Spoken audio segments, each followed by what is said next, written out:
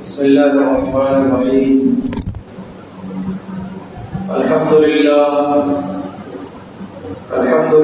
رب العالمين وبه نستعين. الصلاة والسلام على محمد بن عبد الله الأمين وعلى آله وأصحابه أجمعين. أما بعد، قال الله تبارك وتعالى في القرآن المجيد والفرقان الحميد: فأعوذ بالله من الشيطان الرجيم. بسم الله الرحمن الرحيم. إنا أنزلناه في ليلة القدر وما أدراك ما ليلة القدر. ليلة القدر خير من 1000 شهر. تنزل الملائكة والروح فيها بإذن ربهم من كل أمر. سلام هي حتى مطلع الفجر.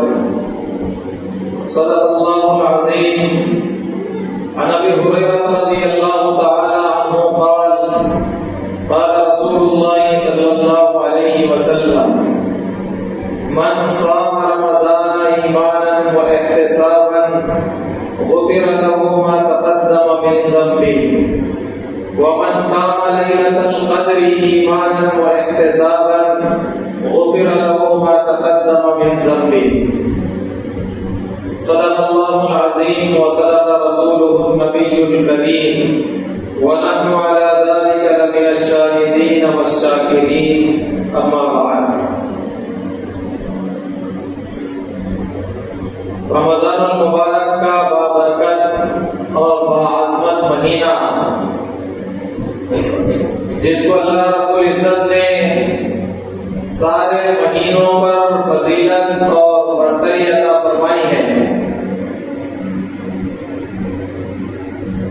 جس میں فرض کے ثواب کو اللہ رب العزت نے بڑھا کر 70 فرائض کے برابر کر دیا، اور ایک نفل کے ثواب کو اللہ نے فرض کے درجے میں کر دیا. وہ مہینہ آیا بھی اور دیکھتے ہی دیکھتے نصف سے زیادہ یعنی 2 عشرے قریب الختم ہے. حضرت سلمان فارسی رضی اللہ عنہ کی حدیث میں ہے کہ ویسے تو رمضان المبارک کا ایک ایک لمحہ، ایک ایک گھڑی یہ بڑی بابرکت اور باعظمت ہے، لیکن رمضان المبارک کے حضور پاک صلی اللہ علیہ وسلم نے 3 حصے فرمائے ہیں، جسے ہم 3 عشرے کہتے ہیں. حضرت سلمان فارسی رضی اللہ عنہ کی حدیث میں ہے کہ حضور نے فرمایا کہ رمضان کا پہلا عشرہ وہ رحمت ہے، یعنی رمضان کے پہلے 10 دنوں میں اللہ رب العزت کی رحمت کا ظہور ہوتا ہے. بندوں پر اللہ تعالیٰ اپنی شان رحمت کا مظاہرہ کرتے ہیں. اسی طرح دوسرا عشرہ وہ مغفرت کا عشرہ ہے، اور تیسرا عشرہ آگ سے خلاصی کا عشرہ کہا جاتا ہے. اور رمضان کے تیسرے عشرے کی فضیلت رمضان کے پہلے 2 عشروں سے زیادہ حضور پاک صلی اللہ علیہ وسلم نے بیان فرمائی ہے کہ حضرت عائشہ رضی اللہ عنہا بیان فرماتی ہیں کہ حضور پاک صلی اللہ علیہ وسلم رمضان کے آخر 10 دنوں میں جتنا عبادت میں اہتمام کیا کرتے تھے اتنا اور دنوں میں نہیں کرتے تھے. یعنی کہ حضور پاک صلی اللہ علیہ وسلم رمضان کے آخر کے 10 دنوں میں عام دنوں سے زیادہ اہتمام فرمایا کرتے تھے. حدیث میں الفاظ آتے ہیں کہ آپ صلی اللہ علیہ وسلم عبادت کے لیے کمر کس دیتے تھے. اور آخر عشرے کی فضیلت اس لیے بھی ہے کہ اس میں 2 راتیں ایسی ہیں جس میں اللہ رب العزت اپنے بندوں پر اپنی شان کریمی اور شان رحیمی کا مظاہرہ فرماتے ہیں. ایک تو ہے شب قدر، لیکن شب قدر کے بارے میں یہ کسی کو معلوم نہیں کہ کون سی رات شب قدر ہے۔ علماء امت کے اس بارے میں کئی اقوال ہیں، علماء کا اختلاف ہے، اور احادیث پاک میں حضور اکرم صلی اللہ علیہ وسلم نے جو نشانیاں، جو باتیں شب قدر کو لے کر ارشاد فرمائی ہیں، تو سب سے زیادہ مضبوط جو بات ہے وہ یہی ہے کہ شب قدر رمضان المبارک کے اخیر عشرے میں ہوتی ہے، اخیر عشرے میں بھی تاک راتوں میں ہوتی ہے، اور دوسری ایک رات ہے اخیر عشرے میں، وہ ہے لیلۃ الجائزہ، جسے ہم چاند رات کہتے ہیں۔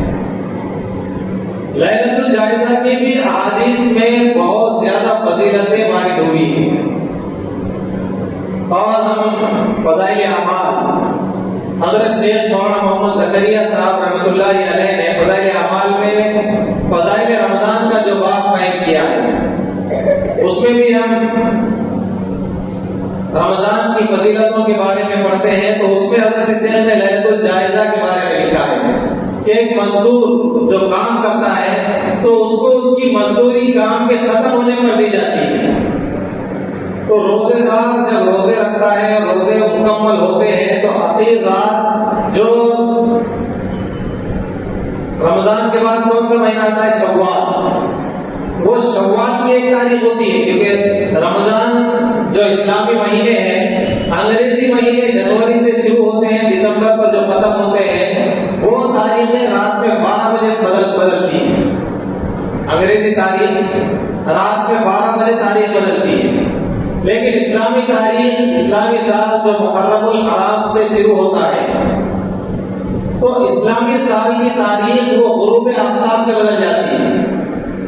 اس لیے ہم کیا کرتے ہیں، چاند دیکھ کر روزہ شروع کرتے ہیں، لیکن چاند جس رات نظر آ جائے اس رات میں ہم تراویح پڑھتے ہیں۔ چاند، رمضان کا چاند نظر آ گیا تو آج روزہ نہیں تھا، لیکن آج شام میں چاند نظر آیا تو آج شام میں تراویح پڑھتے ہیں۔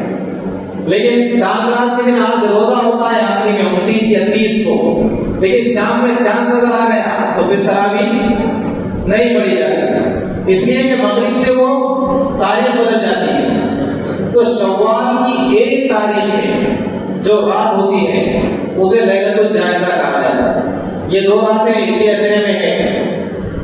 اب شب قدر کیا ہے، شب قدر کی فضیلتیں کیا ہے، یہ ہم سب جانتے ہیں، بار بار ہم نے اس کو سنا ہے۔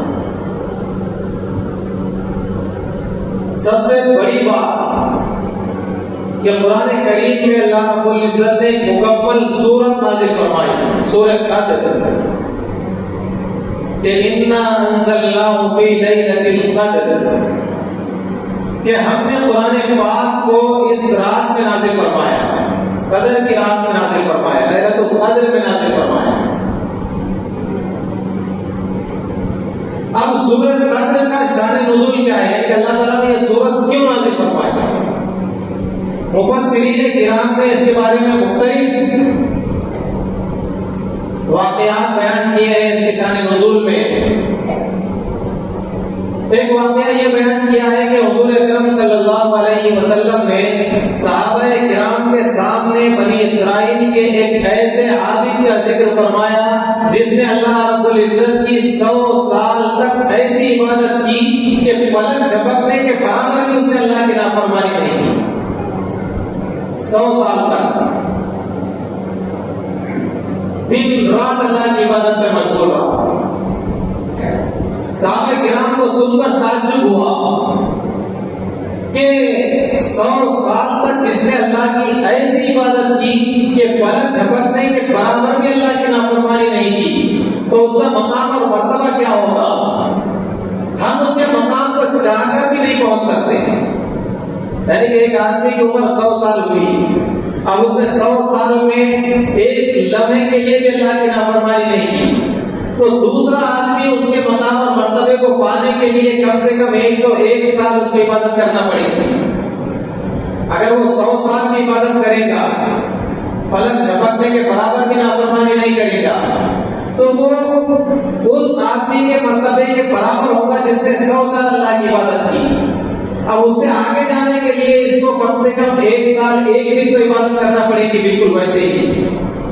لیکن حضور نے فرمایا کہ میری امت کی عمریں جو ہے وہ 60 اور 70 سال کے درمیان ہیں۔ پہلے امت کی عمریں بہت زیادہ ہوا کرتی تھی۔ حضرت نوح علیہ السلام کے بارے میں ہم پڑھتے ہیں کہ حضرت نوح علیہ السلام نے تقریباً 950 سال تک اپنے قوم کے اندر دین کی تبلیغ کی، دین کی دعوت دی۔ اب ایسا تو نہیں ہو سکتا کہ صرف حضرت نوح علیہ السلام کی 950 سال عمر ہوئی اور باقی کی عمر کم 50 60 70 سال ہوئی ہوگی۔ جب حضرت نوح وقت کے نبی کی عمر 950 سال دین کی تبلیغ انہوں نے کی، تو جن لوگوں میں انہوں نے دین کی تبلیغ کی ان کی عمریں بھی 900 سال 1000 سال تقریباً ہوگی۔ اسی طرح دیگر قومیں بھی 500 سال 550 سال 600 سال ایسی عمریں ہوتی تھی پہلی۔ لیکن حضور نے فرمایا کہ میری امت کی عمریں 60 اور 70 سال کے درمیان ہیں۔ تو صحابہ کرام کو وہ سن کر تعجب ہوا، رشک ہوا کہ اس عابد نے 100 سال اللہ کی عبادت کی، اس کا مقام اور مرتبہ کیا ہوگا۔ اور ادھر قرآن میں اللہ رب العزت فرما رہے ہیں کہ کنتم خیر امت اخرجت للناس، کہ تم بہترین امت ہو، اللہ نے تم کو لوگوں کی نفع رسانی کے لیے نکالا ہے۔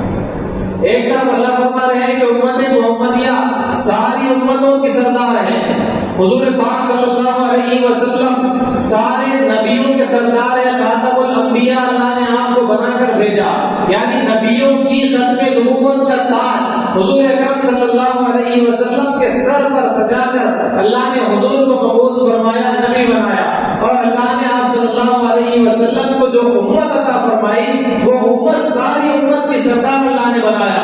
تو صحابہ سوچ رہے ہیں کہ 100 سال ایک عابد عبادت کر رہا ہے اور ہم 60 70 80 سال اللہ کی عبادت کر کے اس کے درجے کو کیسے پہنچ سکتے ہیں۔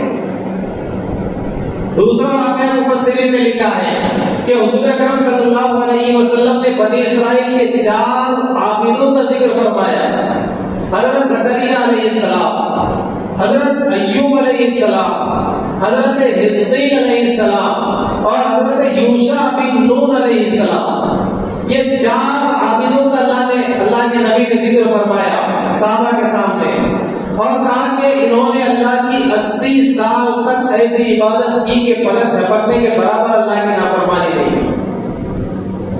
اس پر بھی صحابہ کرام کو تعجب ہوا۔ ایک واقعہ یہ بھی لکھا ہے کہ حضور اکرم صلی اللہ علیہ وسلم نے صحابہ کرام کے بنی اسرائیل کے ایسے عابد کا ذکر کیا جس نے 1000 مہینے تک رات میں اللہ کی عبادت کیا اور دن میں اللہ کے راستے میں جہاد کرتا رہا 1000 مہینے تک۔ تو صحابہ کرام کو یہ سن کر تعجب ہوا، رشک ہوا، اور صحابہ سوچنے لگے کہ اس کا مقام کیا ہوگا۔ تو اللہ رب العزت نے حضرت جبرائیل کو بھیجا سورہ قدر لے کر کہ انا انزلناہ فی لیلۃ القدر، کہ ہم نے قرآن مجید کو لیلۃ القدر میں نازل فرمایا۔ وما ادراک ما لیلۃ القدر، کہ جانتے بھی ہو کہ لیلۃ القدر کیا ہے۔ اللہ رب العزت فرما رہے ہیں کہ قرآن کو ہم نے لیلۃ القدر میں نازل کیا۔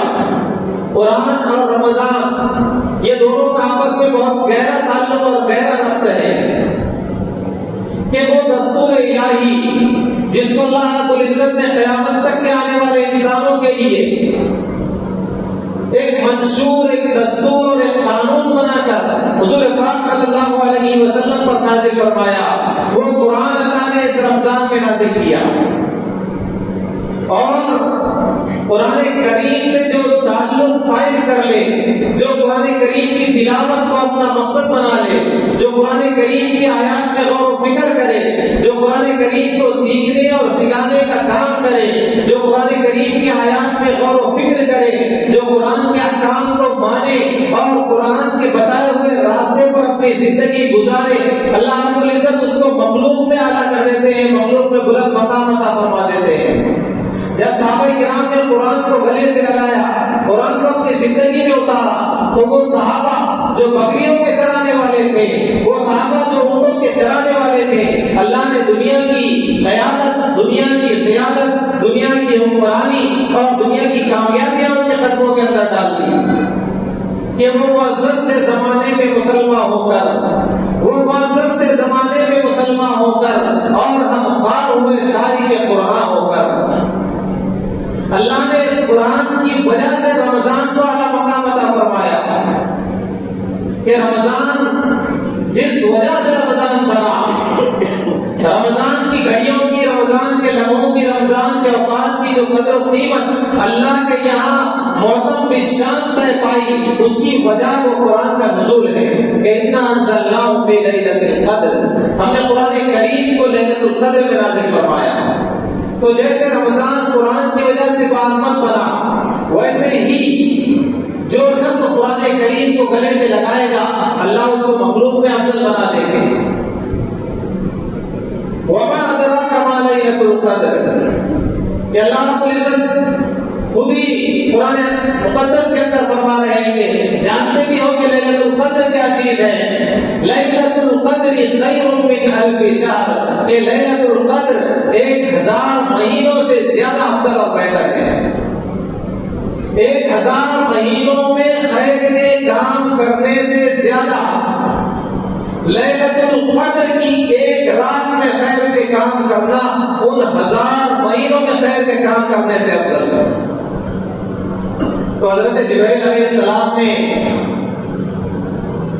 لیلۃ القدر کی خوشخبری دی۔ لیلۃ القدر اللہ رب العزت کی جانب سے حضور پاک صلی اللہ علیہ وسلم کو آپ کی امت کو عطا فرمائی کہ جس عابد کا حضور نے ذکر کیا تھا کہ 1000 مہینے تک جس عابد نے رات میں اللہ کی عبادت کی، رات میں قیام کیا اور دن میں اللہ کے راستے میں جہاد کیا، تو اللہ رب العزت نے فرمایا کہ وہ عابد کی 1000 مہینوں کی عبادت امت محمدیہ میں اگر کوئی شخص ایک رات شب قدر میں عبادت کر لے گا تو اس عابد کی عبادتوں کے برابر ہو جائے گا۔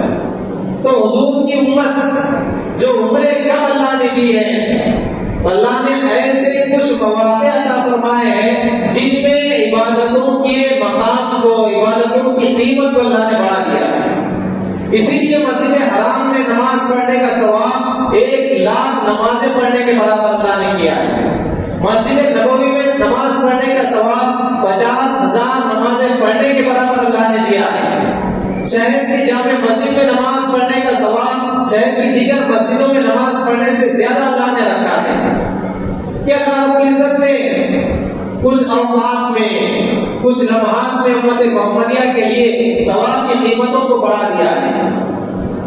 لیلۃ القدر خیر من الف شہر تنزل الملائکۃ والروح فیہا بإذن ربہم من کل امر، کہ اس رات میں تنزل الملائکہ، اس رات میں فرشتے آسمان سے زمین پر تشریف لاتے ہیں، زمین پر نازل ہوتے ہیں۔ والروح، یہاں پر روح سے قرآن مفسرین کرام نے لکھا ہے کہ حضرت جبرائیل علیہ السلام نے کہ تنزل الملائکۃ والروح فیہا، کہ اس رات میں جبرائیل علیہ السلام فرشتوں کی ایک جماعت کے ساتھ سدرۃ المنتہا میں جو فرشتے ہیں، سدرۃ المنتہا کا مقام ہے جہاں تک فرشتوں کی رسائی ہے، اس کے آگے فرشتوں کی بھی رسائی نہیں ہے، کہ معراج کے موقع پر حضرت جبرائیل علیہ السلام حضور پاک صلی اللہ علیہ وسلم کے ساتھ گئے اور سدرہ کے مقام پر جا کر حضرت جبرائیل رک گئے کہ سدرہ سے بھی آگے کون گیا؟ جبریل امین سے پوچھو۔ اور جبریل نے فرمایا کہ یا رسول اللہ اگر میں ایک قدم بھی اس کے آگے بڑھاؤں گا تو میرے پر جل جائیں گے، میں جل جاؤں گا۔ تو سدرہ وہ مقام ہے جہاں فرشتوں کی حد ختم ہوتی ہے، فرشتوں کے اس سے آگے نہیں ہے پہنچ۔ اور آقا مدنی صلی اللہ علیہ وسلم معراج کی رات میں اس سے آگے تشریف لے گئے۔ تو جو سدرہ کے مقام پر جتنے فرشتے ہیں وہ جبرائیل علیہ السلام کے ساتھ اس رات میں دنیا میں تشریف لاتے ہیں زمین پر، اور ہر اس شخص کو سلام کرتے ہیں جو اس رات میں اللہ کی عبادت میں مشغول ہوتا ہے۔ ہر اس مرد عورت کو جو اللہ کی عبادت میں مشغول ہوتا ہے. تنزل الملائکۃ والروح فیہا بإذن ربہم من کل امر. اللہ کی طرف سے فیصلوں کو لے کر جبرائیل اور فرشتے نازل ہوتے ہیں. اب یہاں پر ایک بات ہے قابل غور کہ شب قدر میں اللہ رب العزت کی جانب سے فیصلے ہوتے ہیں اور وہ فیصلے فرشتوں کے حوالے کیے جاتے ہیں کہ کون کس وقت مرے گا, کس کو کتنی روزی دی جائے گی, اور جتنے بھی جو کام دنیا کے اندر ہونے والے ہیں وہ سارے کاموں کی لسٹ فرشتوں کے حوالے کی جاتی ہے. اب ایک بات ذہن میں آتی ہے کہ تقدیر, بندوں کی تقدیر کے بارے میں, آئندہ سال ہونے والے کاموں کے بارے میں وہ تو شب برات میں فیصلے کیے جاتے ہیں. شب برات شعبان کی 15ویں رات جو ہم مناتے ہیں تو اس میں بھی ہم سنتے ہیں کہ شب برات میں آئندہ سال جو کام ہونے والے ہیں اس کے فیصلے کیے جاتے ہیں. تو اس کا مطلب محدثین کرام نے اور مفسرین کرام نے دونوں باتوں میں یہ تطبیق کی ہے کہ شب برات میں اللہ رب العزت اجمالی فیصلہ فرماتے ہیں کہ لوح محفوظ جہاں پر اللہ نے سارے انسانوں کی بلکہ ساری کائنات کی تقدیر کو لکھ کر اللہ نے لوح محفوظ میں محفوظ کر دیا ہے کہ قیامت تک کتنے انسان آنے والے ہیں, ان سارے انسانوں کی تقدیر کو اللہ نے لکھ کر لوح محفوظ میں محفوظ کر لیا ہے. تو شعبان کی 15ویں رات میں لوح محفوظ سے آسمان دنیا پر وہ فیصلے اجمالی طور پر اللہ رب العزت کرتے ہیں اور شب قدر میں وہ فرشتوں کے حوالے کیے جاتے ہیں. اس کی مثال یوں سمجھیں کہ ہمارا ملک ہندوستان, اس پر پہلے انگریزوں کی حکومت تھی. انگریزوں نے مغلوں سے چھین کر, مغل بادشاہوں نے جو حکومت کی ہندوستان پر, پھر انگریزوں نے وہ ان سے حکومت کو چھینا, انگریزوں نے حکومت کی. تو پہلے مغلوں کا قانون چلتا تھا ہندوستان پر, مغل بادشاہوں نے جو قانون بنائے تھے وہ قانون چلتے تھے. پھر انگریزوں نے قبضہ کیے, انگریزوں نے اپنے قانون لائے, لیکن اس کے بعد پھر ہندوستان کو آزادی ملی. سارے ہندوستانیوں کی محنت سے, قربانیوں سے یہ ملک آزاد ہوا. پھر اس ملک کا ایک قانون بنایا گیا, ایک دستور اور کانسٹیٹیوشن بنایا گیا. تو قانون سازوں نے, یہ الگ بات ہے کہ آج اسی قانون کو ختم کرنے کی پوری کوششیں کی جا رہی ہیں, لیکن جب ہندوستان آزاد ہوا تو اس ہندوستان میں اب رہنے والوں کے لیے, چونکہ اب ہندوستان انگریزوں سے آزاد ہو گیا تو انگریزوں کا قانون تو یہاں نہیں چل سکتا. انگریز اس ملک سے بھلا کیے گئے تو اس ملک کا قانون بنایا گیا. ساری ذات پات کے لوگوں کو سامنے رکھ کے, سارے ہندوستان میں رہنے والے مذاہب کے, برادریوں کے, قوموں کے, مختلف زبانیں بولنے والوں کے, ان تمام کی زندگیوں کو, ان تمام کے حالات کو سامنے رکھ کر ہندوستان کا ایک قانون بنایا گیا, ایک دستور بنایا گیا تحریری شکل میں. اور اس قانون کو قانون ساز کمیٹی نے بنایا. جب وہ قانون بن گیا تو قانون ساز اسمبلی کے ممبران نے, قانون ساز اسمبلی میں اس قانون کو منظوری دی گئی غالباً 26 نومبر 1949 کو. قانون ایک کتاب کی شکل میں تیار ہو گیا. بات اس میں لکھ دی گئی کہ کیا کیا قانون, چوری کا قانون کیا ہے, قتل کا قانون کیا ہے, مختلف مذاہب کے قانون, تہواروں کے منانے کے لیے کیا کیا نیم اور کیا کیا قوانین ہیں. یہ سارے قوانین لکھ کر 26 نومبر 1949 کو دستور ساز اسمبلی یعنی کہ قانون بنانے کی جو کمیٹی تشکیل دی گئی تھی اس میں اس کو تسلیم کیا گیا. اور پھر 26 جنوری 1950 کو وہ قانون نافذ کیا گیا ہندوستان کے شہریوں پر. بنا 26 نومبر 1950 کو.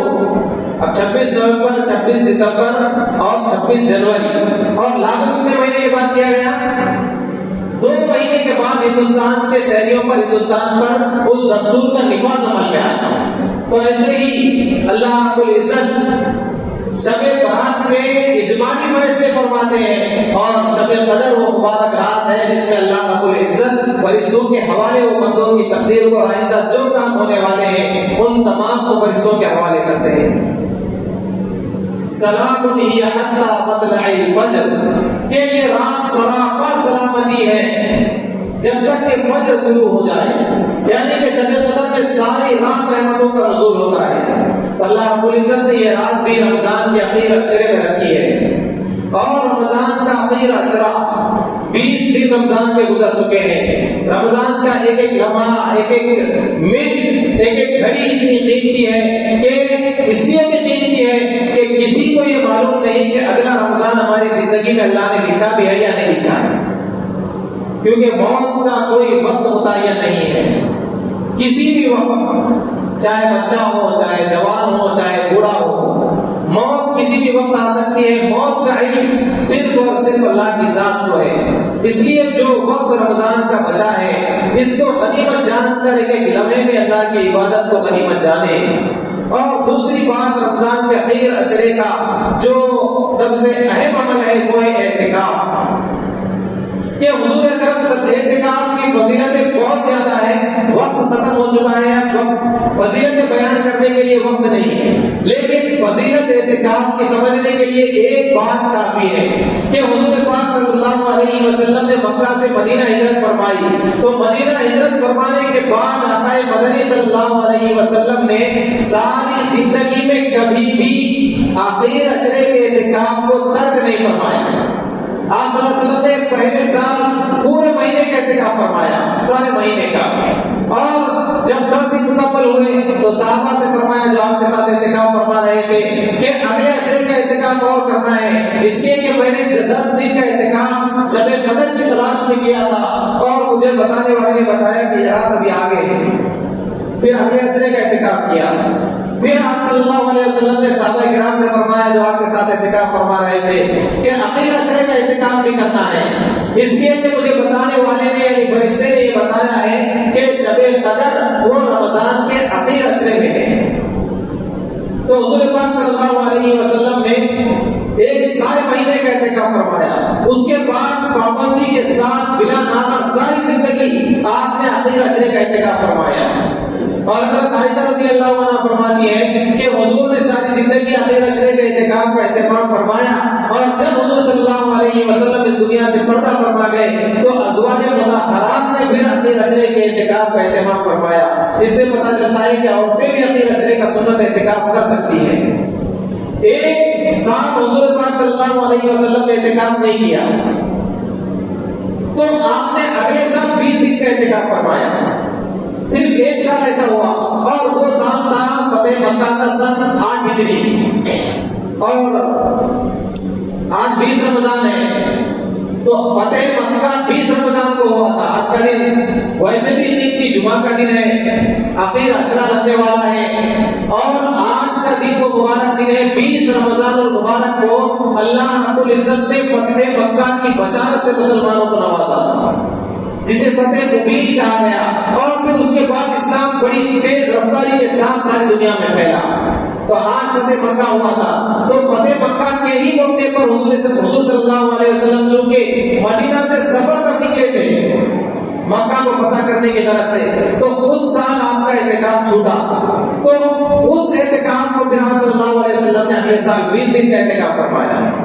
اور معتکفین کی بہت زیادہ فضیلتیں حدیث میں وارد ہوئی ہے کہ قرآن مجید میں اللہ رب العزت نے حضرت ابراہیم اور حضرت اسماعیل علیہ السلام جب خانہ کعبہ کی تعمیر کر رہے تھے تو اللہ رب العزت نے حضرت ابراہیم اور حضرت اسماعیل کو جو ہدایت دی کہ طاہرا بیتی للطائفین والعاکفین والرکع السجود، کہ میرے گھر کو پاک اور صاف رکھو، للطائفین طواف کرنے والوں کے لیے، والعاکفین اور اعتکاف کرنے والوں کے لیے۔ کہ سوچو کہ اللہ رب العزت کے نزدیک اعتکاف کی کتنی اہمیت اور فضیلت ہے کہ اپنے دو برگزیدہ نبیوں کو اللہ حکم دے رہے ہیں، حضرت ابراہیم اور حضرت اسماعیل کو، کہ میرے گھر کو پاک اور صاف کرو، پاک اور صاف رکھو۔ کس کے لیے؟ طواف کرنے والوں کے لیے اور اعتکاف کرنے والوں کے لیے۔ تو اس سے پتہ چلتا ہے کہ اعتکاف یہ پہلی امتوں میں بھی یہ عبادت تھی، اور اعتکاف کرنے والے کا ثواب، ایک دن کے اعتکاف کا ثواب حضور پاک صلی اللہ علیہ وسلم نے فرمایا کہ جو شخص ایک دن کا اعتکاف کرتا ہے اللہ اس کے اور جہنم کے درمیان 3 خندقیں حائل فرما دیتے ہیں۔ ایک خندق اتنی چوڑی کہ 500 سال کی مسافت، یعنی 500 سال تک اگر کوئی آدمی مسلسل چلتا رہے تو وہ خندق کو پار کرنے کے اس کو 500 سال لگیں گے۔ تو 3 خندقیں اس کے اور جہنم کے درمیان اللہ رب العزت حائل فرما دیتے ہیں۔ اسی طرح ایک اور حدیث میں ارشاد فرمایا حضور پاک صلی اللہ علیہ وسلم نے کہ اعتکاف جو شخص 10 دن کا اللہ کے لیے اعتکاف کرتا ہے اللہ رب العزت اس کو 2 حج اور 2 عمروں کا ثواب عطا فرماتے ہیں۔ اور اعتکاف یہ سنت موقدہ علی الکفایہ ہے۔ آج بہت ساری مساجد میں کوئی بھی اعتکاف میں نہیں بیٹھتا۔ اعتکاف کی فضیلت کو، اعتکاف کی اہمیت کو یہ مسلمانوں نے بلکہ بھلا دیا یا بہت زیادہ کم کر دیا ہے۔ کئی مساجد ایسی ہوتی ہیں جس میں اعتکاف کو کوئی بیٹھتا نہیں، جبکہ اعتکاف سنت موقدہ علی الکفایہ ہے، اور سنت موقدہ علی الکفایہ جیسے کہ نماز جنازہ فرض علی الکفایہ ہے، ویسے ہی اگر سارے محلے میں کوئی بھی مسجد میں اعتکاف میں نہ بیٹھے تو سارے محلے والے سنت موقدہ کے چھوڑنے کے وبال کا شکار ہوں گے، اور محلے والوں کی طرف سے 2 یا 3 لوگ یا ایک شخص اگر وہ اعتکاف میں بیٹھ جائے تو یہ سارے محلے والوں کو اس کا ثواب ملے گا، کیونکہ سنت موقدہ علی الکفایہ ہے تو سب کی طرف سے وہ ادا ہو جائے گا۔ اس لیے خاص طور سے نوجوان یہ ارادہ کریں، آج کی شام اعتکاف میں بیٹھا جاتا ہے کہ سورج غروب ہونے سے پہلے مسجد میں اعتکاف کرنے والا حاضر ہو اور وہ روزہ افطار یہاں پر کرے۔ تو جو نوجوان بچے ہمارے جن کے امتحان ہو چکے ہیں، 12ویں کے امتحان چل رہے تھے، 10ویں کے، تو وہ خاص طور سے رمضان کے اخیر عشرے میں اعتکاف میں بیٹھنے کا عزم کریں، اس لیے کہ جوانی کی عبادتیں اللہ رب العزت کو بہت زیادہ پسند ہے، اور عرش کے سائے میں جس دن کوئی سایہ نہیں ہوگا اس میں 7 لوگ ہوں گے، تو اس میں ایک وہ نوجوان ہوگا جس کی جوانی اللہ رب العزت کی عبادت میں گزری ہو۔ تو خاص طور سے ویسے تو سبھی بیٹھنے کی کوشش کرے جس کے پاس بھی وقت ہو، لیکن نوجوان خاص طور سے ہوتا یہ ہے کہ بوڑھے لوگ اکثر مساجد میں اعتکاف میں بیٹھتے ہیں، انہیں تو بیٹھنا چاہیے، یہ ان کے لیے خوش قسمتی کی بات ہے، لیکن یہ بوڑھوں کا ہی کام نہیں ہے، بلکہ نوجوان بچے رمضان المبارک میں وہ اعتکاف کو اپنے اوپر لازم کریں۔ یقیناً جوانی کی عبادتیں اللہ رب العزت کو بہت